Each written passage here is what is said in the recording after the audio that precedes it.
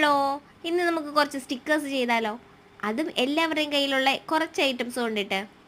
അതിന് വേണ്ടുന്നതെന്ന് പറഞ്ഞാൽ എല്ലാവരുടെയും കയ്യിൽ കാണുമല്ലോ. ഒരു വൈറ്റ് പേപ്പർ, നമ്മുടെ A4 സൈസ് വേണമെന്നില്ല, ബുക്ക് പേപ്പർ മതി. എന്നിട്ട് കുറച്ച് സ്കെച്ച് പെൻ ഇല്ലെങ്കിൽ എന്തെങ്കിലും കളർ ചെയ്യാവുന്നതായിട്ട്. ഇനി സ്കെച്ച് പെന്നും ഇല്ലാന്നുണ്ടെങ്കിൽ നമ്മൾ ബ്ലാക്ക് ആൻഡ് വൈറ്റിലെങ്കിൽ ചെയ്യും. ഒരു പെൻ എടുക്കുക, ബ്ലാക്ക് ആൻഡ് വൈറ്റ് തീം കൊടുക്കുക, ചെയ്യുക. അത് കഴിഞ്ഞിട്ട് ഒരു ട്രാൻസ്പെറൻറ്റ് ടേപ്പ് മാത്രമേ അഡീഷണൽ ആയിട്ട് വാങ്ങിയിട്ടുള്ളൂ. പിന്നെ പ്ലാസ്റ്റിക് കവർ എന്ന് പറയുമ്പോൾ നമ്മുടെ ഈ പക്കാവട, മിച്ചർ അങ്ങനത്തെ ഐറ്റംസ് ഒക്കെ പാക്ക് ചെയ്യുന്ന കവറില്ലേ, അത് മതി. ഇനി ബട്ടർ പേപ്പർ മാത്രമേ ഉപയോഗിക്കാൻ പറ്റൂ എന്ന് പറഞ്ഞിരിക്കണ്ട, നമ്മുടെ ഈ കവർ വെച്ചിട്ട് നമുക്ക് ചെയ്യാം.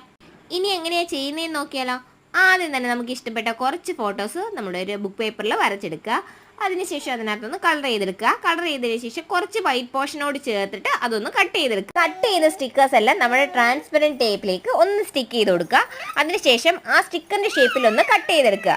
അതിനുശേഷം ഇതൊന്ന് ആ സ്റ്റിക്കറിൻ്റെ ഷേപ്പിൽ കട്ട് ചെയ്തെടുക്കുമ്പോൾ നമ്മൾ ശ്രദ്ധിക്കേണ്ട കാര്യം, അഡീഷണൽ കുറച്ച് ടേപ്പ് പുറത്തോട്ട് അഡീഷണൽ ഇട്ടിട്ട് വേണം കട്ട് ചെയ്താൽ, എന്നാലേ നമുക്ക് സ്റ്റിക്ക് ചെയ്യാൻ പറ്റൂ.